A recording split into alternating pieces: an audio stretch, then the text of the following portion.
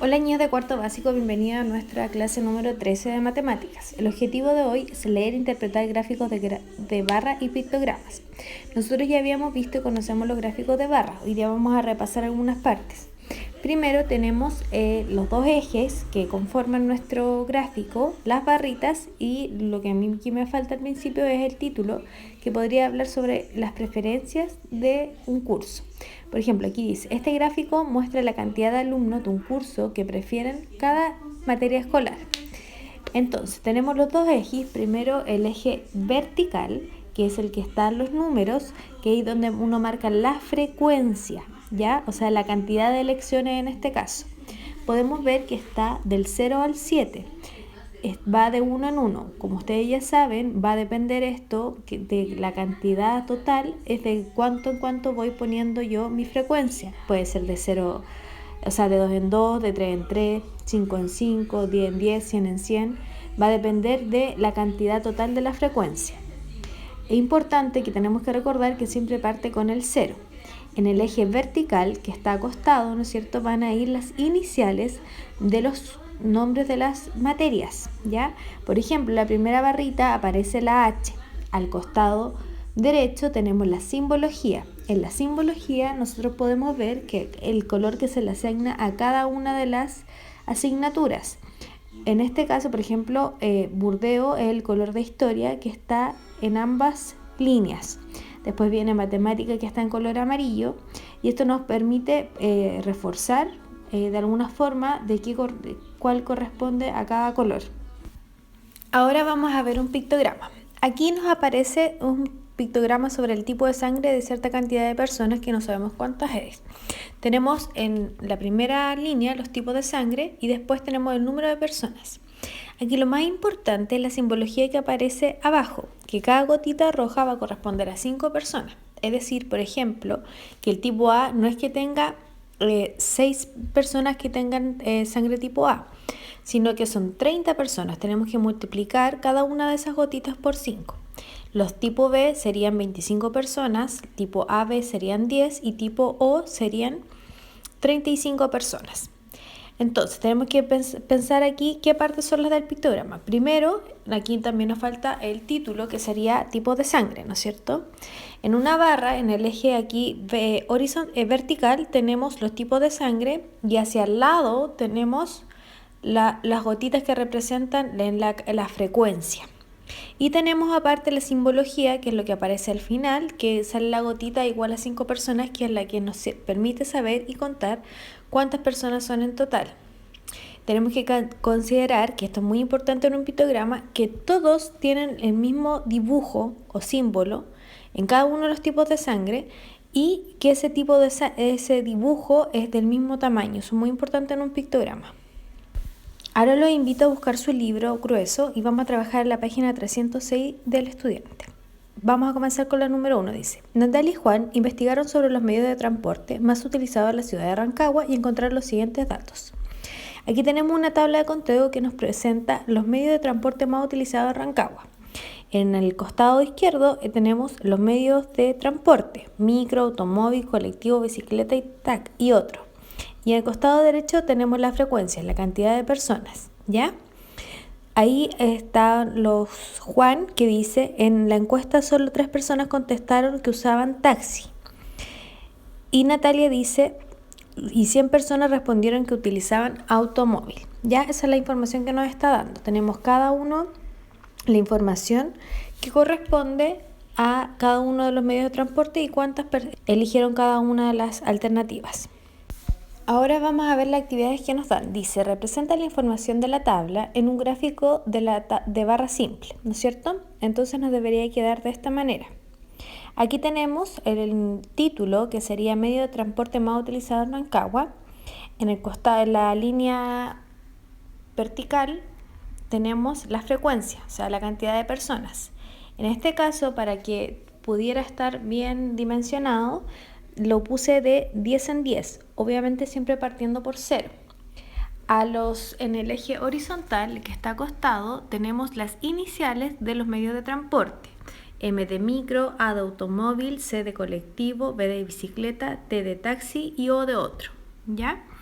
Entonces, ahora tenemos que fijarnos en las barras. Las barras van a corresponder a la frecuencia de cada una de las cosas. Por ejemplo, la AM es 69, la de la micro, pero no alcanza a llegar al 70. Eso es importante, que no tiene que estar arriba en el 70.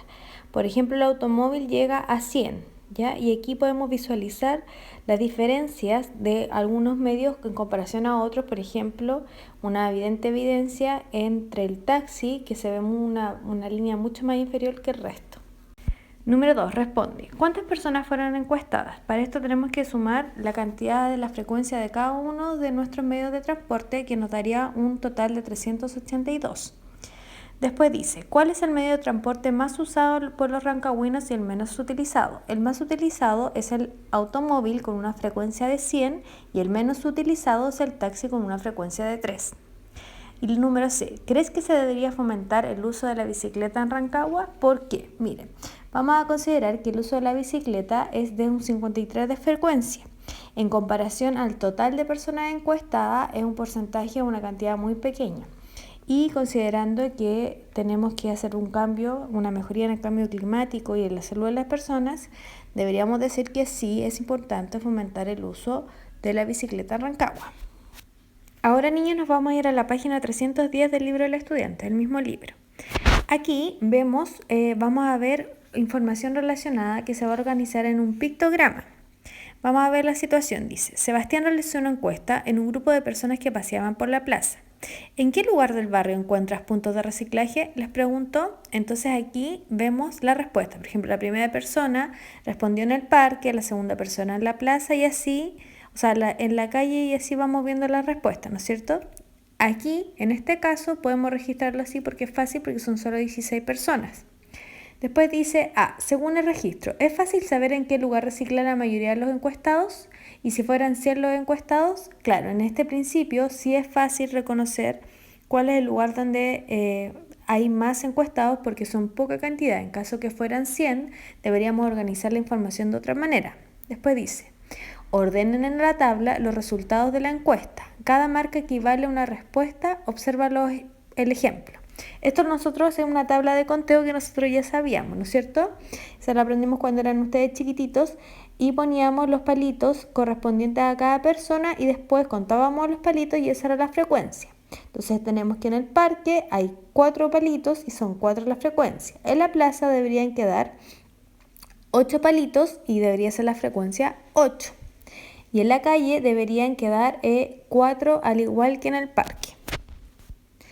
Se completa el pictograma, tenemos el título, lo que nos faltaría sería la frecuencia, ¿no es cierto?, de la plaza y de la calle, que va a ser representado en círculos como sale la simbología. Así nos debería quedar. Serían 2 círculos en el parque, 4 círculos en la plaza y 2 círculos en la calle. Eso no significa que sean 2 de la calle, 4 de la plaza y 2 del parque, sino que tenemos que considerar que cada uno de los circulitos verdes va a corresponder a 2. Es decir, en el parque sería 4, en la plaza sería 8 y en la calle sería 4. Ahora vamos a ir al libro del estudiante, de la página 314, donde aparece el siguiente gráfico. Dice, 5. Junto a un compañero o una compañera lean la noticia y luego respondan. 6 de febrero de 2017. Red social ya se convirtió en el segundo medio de comunicación favorito de los chilenos. Ahí tenemos, ¿no es cierto?, el titular de nuestra noticia. Después dice, la encuesta Academ, publicada esta mañana, planteó la siguiente pregunta. Estos fueron los resultados. Medio de comunicación favorito. ¿Cuál es el medio de comunicación o la plataforma favorita para informarse? Esa es la pregunta que se hizo y estas son las alternativas que tenemos, ¿no es cierto?, para ver los resultados, y está la información ahí organizada. Tenemos que en el eje vertical la frecuencia no está numerada, ¿ya? Eso no es lo que normalmente nosotros hacemos, porque ¿qué pasa?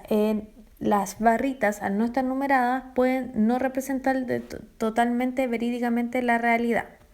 Después tenemos las variables, que son la televisión abierta, Facebook, radio, televisión por cable, diarios y portales online, Twitter y diarios impresos, cada uno con su respectiva frecuencia, ¿no es cierto? Ahora vamos a responder las preguntas que aparecen. ¿Cuántas personas en total fueron encuestadas? Para eso tengo que sumar todas las frecuencias que están ahí. Sería 252 más 123 más 108 más 101 más 86 más 22 más 22, que me da un total de 714 personas. B. ¿Cuál es el medio que obtuvo mayor preferencia? Para eso me voy a fijar en la barrita, de este caso más alta, que sería la de la televisión abierta. C. ¿Qué respuesta obtuvieron la misma frecuencia? Ahí tengo que comparar los datos que aparecen y hay dos variables que tienen la misma frecuencia, que sería Twitter y los diarios impresos. Después dice, ¿cuántas personas más votaron por la radio que por los diarios impresos?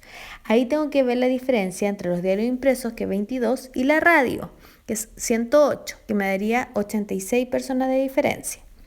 ¿Qué medios obtuvieron más preferencias que la radio? Ahí voy a fijarme en las barritas que sean más altas que la de la radio, que son las que están a su derecha, que serían la televisión abierta y Facebook.